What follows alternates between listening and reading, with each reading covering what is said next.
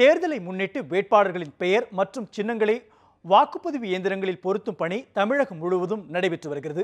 நெல்லையில் நடைபெற்று வரும் பணிகள் குறித்து கூடுதல் விவரங்களை நம்முடைய செய்தியாளர் ஆல்வினிடம் கேட்கலாம். ஆல்வின், தற்பொழுது வாக்குப்பதிவு இயந்திரங்களில் வேட்பாளர்களின் பெயர் மற்றும் சின்னங்கள் பொருத்தும் பணி நடைபெற்று வருகின்ற அந்த தகவல் குறித்து விரிவான தகவல்களை பதிவு செய்யுங்கள்.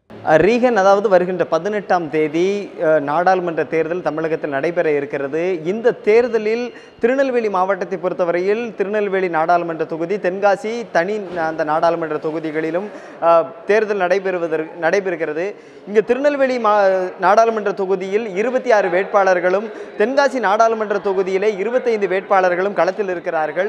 அந்த தேர்தலுக்காக வாக்குப்பதிவு இயந்திரங்களில் சின்னங்களை பொருத்தக்கூடிய பணிகள் என்பது நேற்று முதல் திருநெல்வேலி மாவட்டத்தினோடு இருக்கக்கூடிய அந்த 2 நாடாளுமன்ற தொகுதிகளிலும் நடைபெற்றுக் கொண்டிருக்கிறது.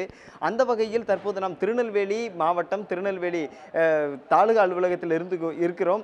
இங்கு பல்வேறு பணிகள், அந்த தேர்தல் வாக்குப்பதிவு இயந்திரங்களில் அந்த சின்னங்களை பொருத்தக்கூடிய பணிகள் நேற்று முதல் நடைபெற்றுக் கொண்டிருக்கிறது. குறிப்பாக இந்த ஆண்டு முதல் வாக்காளர்கள் தங்களுடைய வாக்கினை சரிபார்க்கக்கூடிய அந்த இயந்திரமும் பயன்படுத்துகிறது. அதிலும் அந்த பணிகள் என்பது மேற்கொள்ளப்பட்டிருக்கிறது. அந்த இயந்திரங்கள் எல்லாம் திருநெல்வேலியில் இருக்கக்கூடிய அந்த தாலுகா அலுவலகத்தில் வைக்கப்பட்டு சரிபார்ப்பு பணிகள் எல்லாம் நடைபெற்றுக் கொண்டிருக்கக்கூடிய அந்த காட்சிகளை கூட பார்த்து கொண்டிருக்கிறோம்.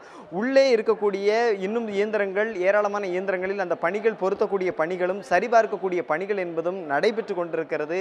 திருநெல்வேலி மாவட்டத்தில் இருக்கக்கூடிய 10 சட்டமன்ற தொகுதிகளிலும் இந்த பணிகள் நடைபெற்றுக் கொண்டிருக்கிறது.